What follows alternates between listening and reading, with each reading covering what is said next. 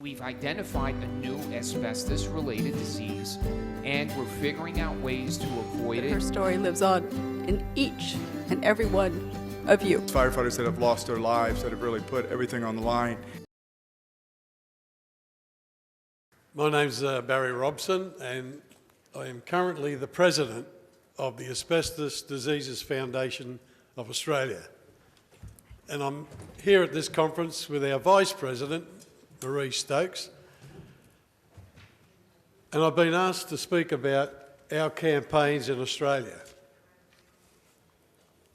and our connection with the community and the unions, and especially the trade unions in Australia.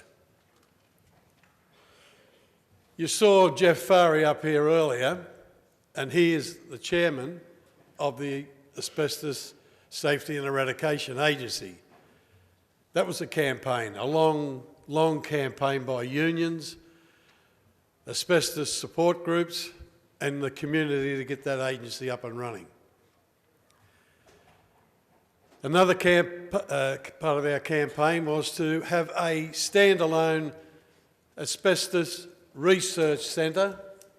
It took 12 years, and we got it. It's roughly 5 years old. And hopefully, at the Amsterdam Asbestos Forum,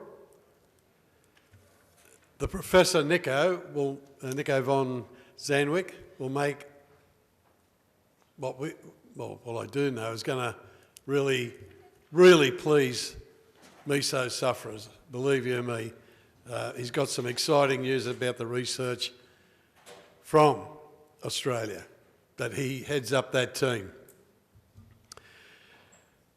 The campaigns that we have had to change laws in each state have been successful. Support groups in each state have run their own campaigns to have laws changed. So, with the help of the unions and the community, we've managed to change laws by having an effective campaign and keeping the pressure on politicians. And I'd like to give you an example of a campaign and a struggle that took 10 years. And it's the James Hardie asbestos manufacturers. James Hardie was the biggest manufacturer of asbestos products in Australia. In 2001, I was working as a union official with the Maritime Union of Australia, and I took a phone call from Hardie's, their spin doctor, Steve Ash. I don't care if he wants to sue me, I'd love him to sue me. But anyway, Steve Ash rang me. He said, we're putting out a press release. Oh, that's good, Steve. He said, what the company's done, we've set up a fund of $194 million to pay for all asbestos victims in Australia from here on in. Now, I'm not the brightest kid on the block when it comes to mathematics. As a matter of fact, they had to burn the school down to get me out. Because I was. So, I said, that's not enough. He said, oh, well, the company's done their figures and projected into the future and all that economic talk they give you. So, end of the conversation, he hung up, I hung up. I then rang ADFA to speak to the then president, who was by the name of Reg. And unfortunately, Reg was in the process of dying. He was in asbestosis. Anyway, so away we went. ADFA had no money, basically, no really strong organisation. The only thing we had was the community and the trade union movement of Australia. And that's where the fight started. One of the biggest companies in Australia and this little volunteer organisation to take them on, head on. And we did. So, we started campaigning, protesting and holding demonstrations outside of their corporate office and holding up photos of Meso victims. But we weren't really getting anywhere because they had a war chest of $2 million, Hardy's, and they had the best public relations firms that money can buy. So it didn't stop us, we kept going. And as luck would have it, is an unfortunate situation, but a person who had asbestosis came and joined our organisation. His name was Bernie Banton. He appeared with his tubes up his nose and carrying his oxygen bottle.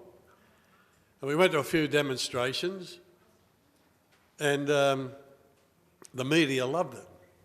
They loved it because there was something they could show. It was a good thing for the 6 o'clock news and all the rest of it. So from there on in, the fight started to swing our way. Because Hardy's had convinced, or nearly convinced, the state government of New South Wales to change laws so victims couldn't get compensation. Money can buy lots of things. Lots of things. But things fall into your lap during the campaign, and we were fortunate enough that a document fell into our hands, and it was all blacked out. All the names were blacked out, except where it came from. It came from the Insurance Council of New South Wales. And it said, when you were the guest of honour at our annual dinner, you said this, and that. Well, you didn't have to be an Einstein to work out who it was. It was the Premier of New South Wales.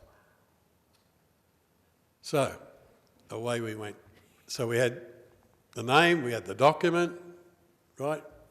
And we started letting it be known in political circles what we were going to do. So things progressed and progressed and progressed. In the end, we had total support from the public. The company couldn't go anywhere. They were so embarrassed. We even then convinced the government to set up what they call a royal commission into the company, because the company had moved offshore to avoid paying victims.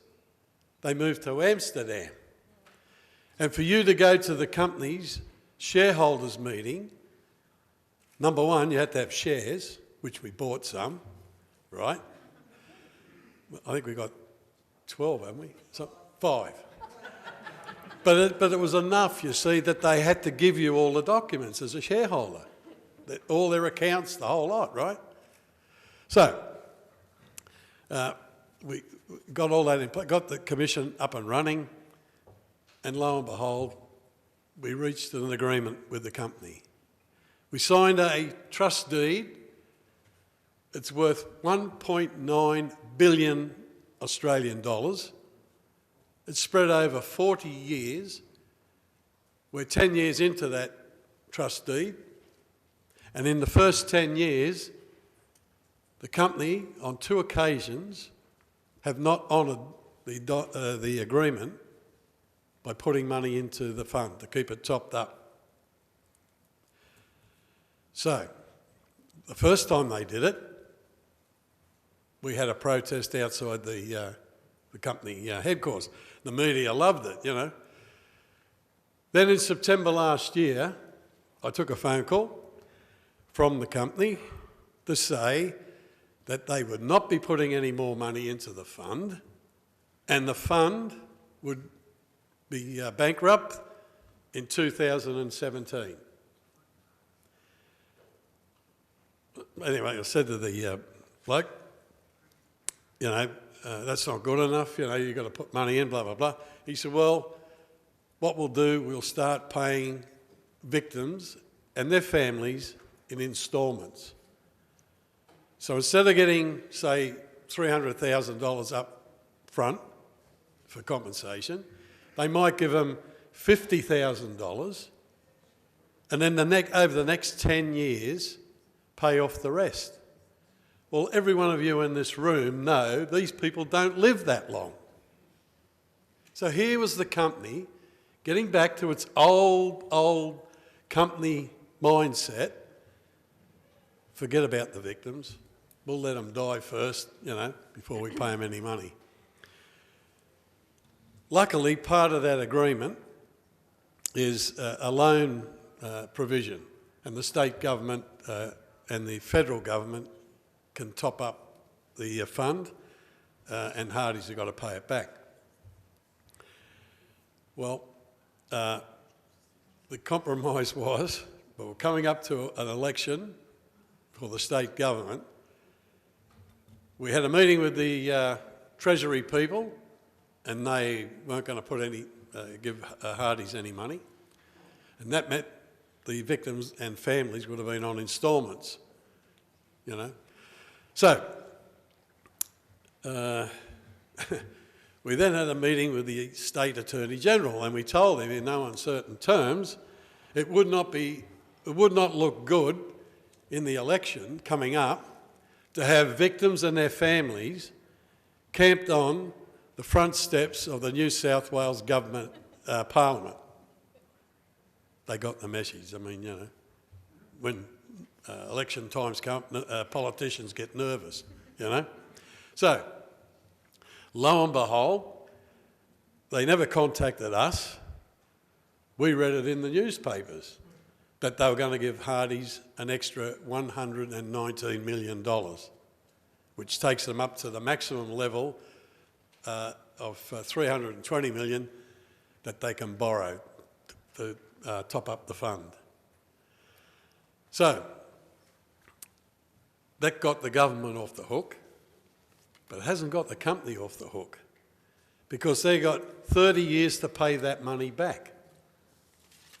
And what we've been really, really worried about is the company moving again, because they moved out of Amsterdam and they went to Ireland. It's now an Irish company. And as I said before, if you want to attend and vote and everything like that, you've got to go to Ireland, to Dublin, to vote. Well, we can't afford that, So, anyway. But what we're really, really worried about is the next move. That James Hardy, or Hardy's, will become an American company. And you have got a law here in the United States that absolutely terrifies us and the victims right throughout Australia, your Chapter 11 law. Because if the company moves here to America and is listed on the New York Stock Exchange, and that's what their documents are telling us, that's what they want to do, and there's only one Australian left on the board, all the rest are Americans, and 85% of the profits of James Hardy comes from the USA. But the irony is, it's 80% shareholders are Australians. So, our biggest fear is, it'll be listed on the New York Stock Exchange, and they'll pull Chapter 11 on us, and then victims will get nothing for it, because all bets are off then, under that law. And that's what we're really, really afraid of. So if that time ever comes, if I could ask one thing, and that's this, that I can get on the internet or the telephones and ring all of you people from all over the world to protest if that day ever comes. And I'd appreciate it if we could get your support. Thank you.